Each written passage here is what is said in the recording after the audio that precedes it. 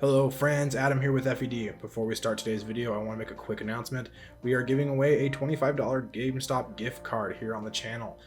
For your chance to win that, all you need to do is share this video on Twitter with the hashtag FED giveaway and also at me, which is at FE discussion. You have to do both of those things for a chance to enter, so please do so. And now, on with today's video, which honestly I'm pretty proud of and I hope you guys enjoy.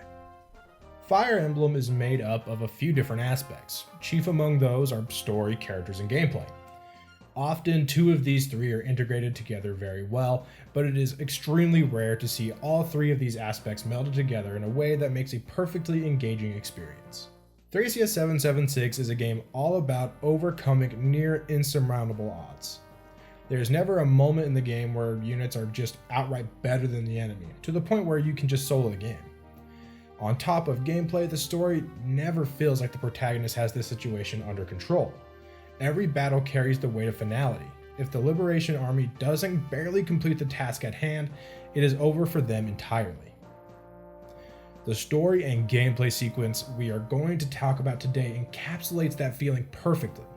It pushes the main character to his limits and forces him to deal with a horrible situation that he is hardly prepared for. Commander, Nana is still in the village. I won't leave without her. It's more than that, Commander. I won't run anymore. That's my decision. FE5 stars Leif, the young deposed prince of Manster. After running for most of his life, he decides to fight back to reclaim his homeland once Fianna, the village where he sought refuge for nearly 3 years, is attacked by Raedric, a prominent leader in the Grand Vale Empire. Also, Leif's close friends Nana and Marita are captured during this invasion. This decision to fight back is fueled by Leif's desire to protect those who protected him while he was at his most vulnerable. Leif is joined by his protector and retainer Finn, the right hand to Leif's father Quan, and he's also joined by Eyvel, the leader of the Fianna Freeblades, who has acted as a mother figure to the young prince. Little Leif got himself captured? Well, two can play at that game. I'm going in and waving the white flag. Now that he has chosen to liberate his homeland from the tyranny of the Empire and the evil Loptis Church, Leif decides he needs to head for Tara, one of the last places still rebelling against the Empire. There, he will begin to assemble a liberation army. However, on the way to Tara, Leif learns that children are being captured to be sacrificed to or turned into mindless servants of Loptis. Of course, Leif can't allow this to happen. So going against the best wishes of his tactician, they had to go save the children. After successfully capturing Kerberos Gate and saving children there, Leif is captured by Raedric, and Eyvel allows herself to be captured as well. Now with the setup out of the way, we now enter Chapter 4, the beginning of the Manster escape sequence, the most engaging and exciting part of the game. And let's talk about why that is. This is it. Asbel and I will locate the children, but I want the rest of you to go down to the prison and free everyone locked up there. God's willing, we'll all meet again.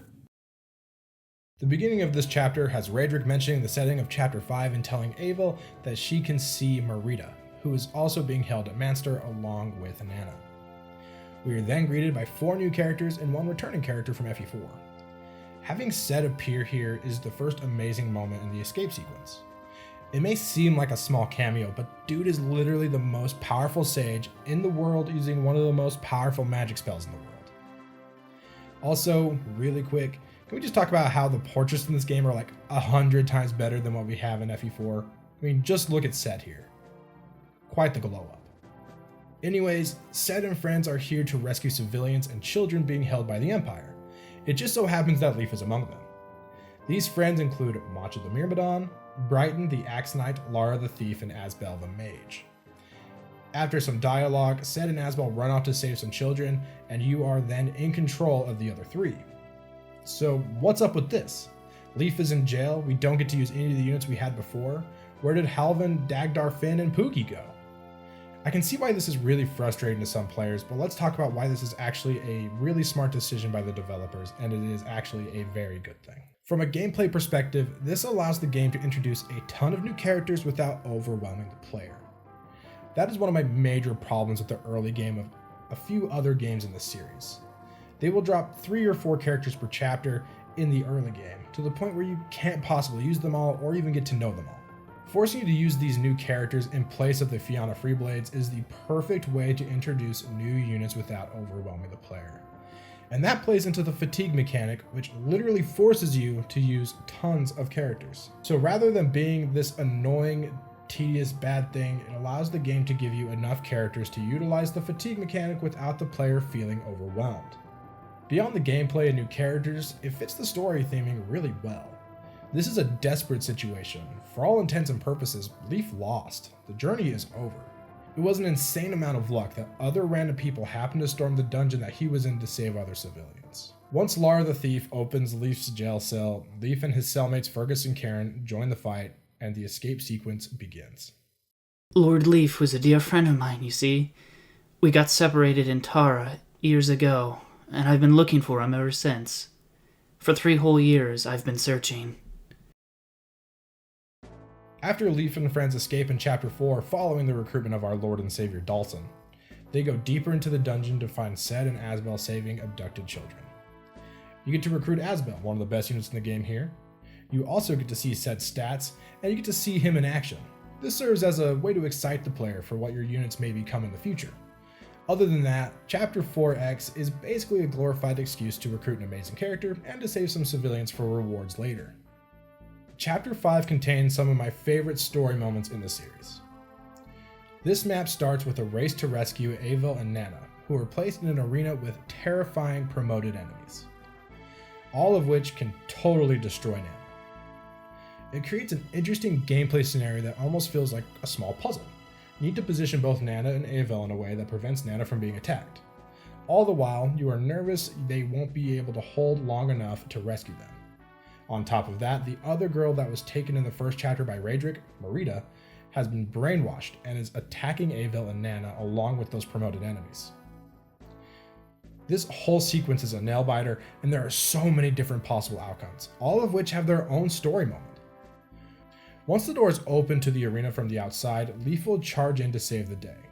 Most players will see the standard story moment, where both Eyvel and Nana survive to that point. Eyvel is teleported away and turned to stone by Feld. However, what I feel is the best and most haunting moment in all of Fire Emblem happens if you let Nana die in the arena, but keep Eyvel alive.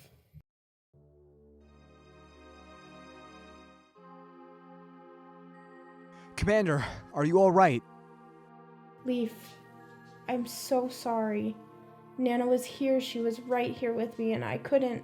No. Gods, no.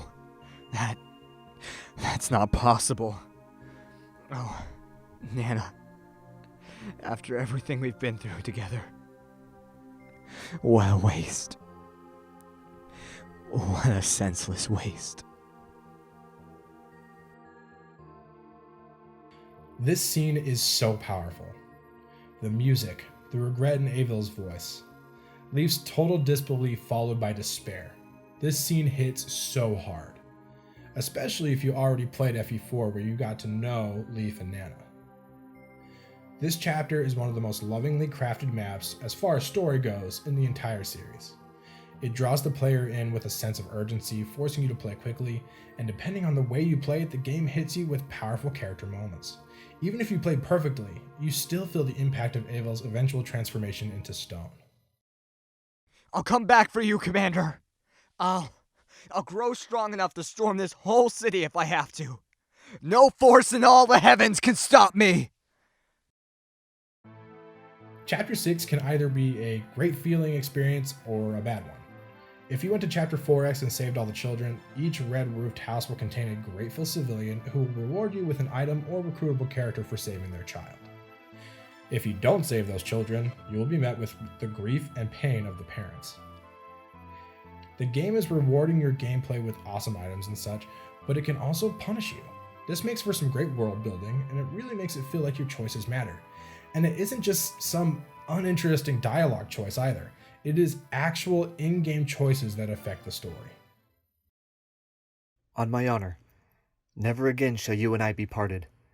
I'll be at your side, brave lance in hand, until the very end. Chapter 7 is the final map in the Manster escape sequence, and it is a fairly straightforward escape map. We do get to see some touching moments though, like Nana speaking with her father Finn, or Finn promising that he and Leif will never be parted again. This chapter acts as a nice cherry on top of this act of the story. I'm not a child anymore. Nana and Marita were taken captive because of me, and I refuse to let anyone suffer in my place. I will never again let someone sacrifice their life in exchange for mine.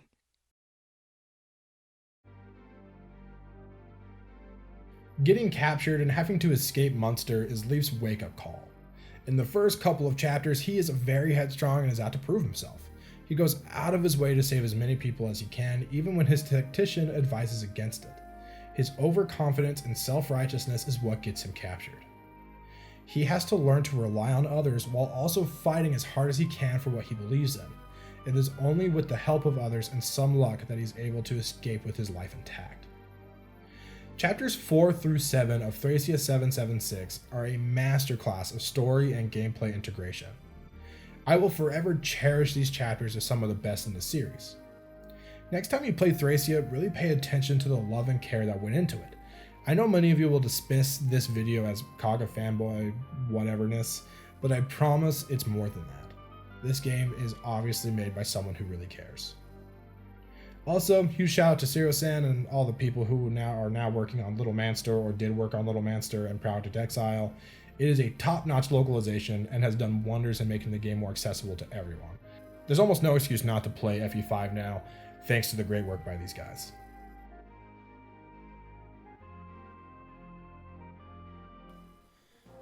Well, thanks for watching, friends. I really appreciate it, especially making it to the end. I was pretty proud of this video, one I spent quite a bit of time on.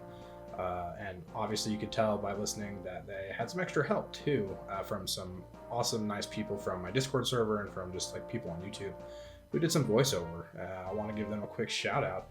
We had pressEx as Asbel, did a great job. We have Tesleom, sorry if I pronounced your name wrong, friend, who played Sed. Of course we had Maggie, my wife, who played Eyvel. And Overlorddystroy, who was the star of the show, really showed off some major talent with voice acting here, as Leif did a great job. So make sure to check out all of their stuff. That's all linked in the description. In particular, I know Overlorddystroy is starting a YouTube channel called Vantage Emblem, so make sure to check him out. I think he's trying to do this as like a career kind of thing, and especially with voice acting, I know that he wants to do that in some capacity. So if you could support him, that'd be awesome. He did a great job with this video, and it was just super friendly and willing to help. I really appreciate it. Shout out to a couple other people that were willing to help, but just for one reason or another wasn't able to use their recording in this video.